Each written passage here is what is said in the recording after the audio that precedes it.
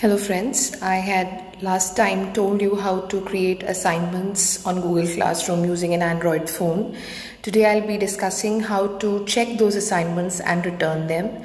So I'm going to be opening the Google Classroom app, and as you can see on the screen here itself we have all the notifications, so we can go and check the assignment student wise, or we can also go and check the assignments class wise, whatever suits us. Supposing I want to go and check an assignment in 8th B, since I had given a graded assignment in 8th B, and I will just go on the classwork and I will look for the assignment that I had posted. Okay, this is my topic, as you can see, computer flowcharts, and the assignment that was posted by me was a question. This was the solve the exercise was the assignment whose answer was required in the form of a PDF. And what is the difference between an on-page and off-page connector was an assignment that was a graded assignment, a 4 marks question I had given. So 4 children have handed in their assignments, so I'll just open one for you. Let us say Karan Singh is there, and he has given the answer here. The answer is correct, and if he has a private comment, he can write over here, "Ma'am, again I have to do this." And I can say no because he's already done it. So I just posted an answer to him. It won't be visible to anyone else, only Karan.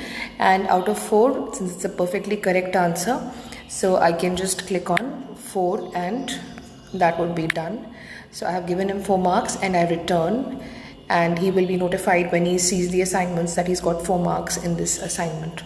Alright, and I can also at the bottom of my list see who has got, see if you can see Karan Singh is there at the bottom, and similarly once you check all the assignments, this mark will come here, and the list of assigned remains assigned because these children have not solved the assignments. Alright, and since I have given them the time limit till 3 o'clock, so if till 3 o'clock they don't solve the assignments, this will turn into a red colored mist. Alright, I'll be checking the remaining assignments later on. First, let me take you to one other type of assignment which I had given yesterday in class 8A, and that assignment was creating flowcharts based on the tutorial that I had sent to them. Okay, so and the children had to post the flowcharts on the page. So let's see Saima, what she has done. We click on Saima's assignment, and this, if you can see PDF here, is the PDF that I had shared with them. Let's see on the first answer. Yes, now Saima has solved the flowchart and she has made the algorithm also, she's written the flowchart also, and as I can see there is no mistake in it. So I'll just click on the pen button here, select the color that I want, and I can just put a tick over here, give a star or a smiley and save it. So when I save it, it gets saved on my hard drive as well, my Google Drive, and I can go and check on what I had checked last time. And she's also asked me a private comment over here, "Ma'am, I'm not able to write the algorithm of the last one, what should I do?" So you can just give an answer to over there. If she has shared this assignment with other children, you can always say, "See others work, other students work," because since this is not a graded assignment, so they can share their work, but they can't just blindly copy it. They just have to take kind of inspiration from that work and then be able to do the exercise on your own self. So you've done this, you've returned the assignment, checked assignment, and you have written "see other students' work" and you return. Okay, so this is how you return an assignment which has been written on a paper and clicked and posted. Okay, so that's one graded assignment for you and one ungraded assignment. Then there was an assignment in which I had just asked questions.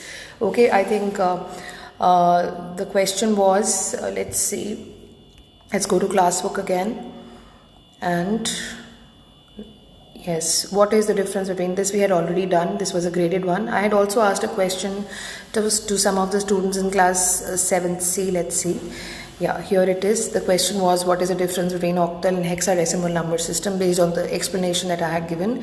So I'm just going to click on the question and I'll see the responses. 3 students have responded, as you can see. These have not responded.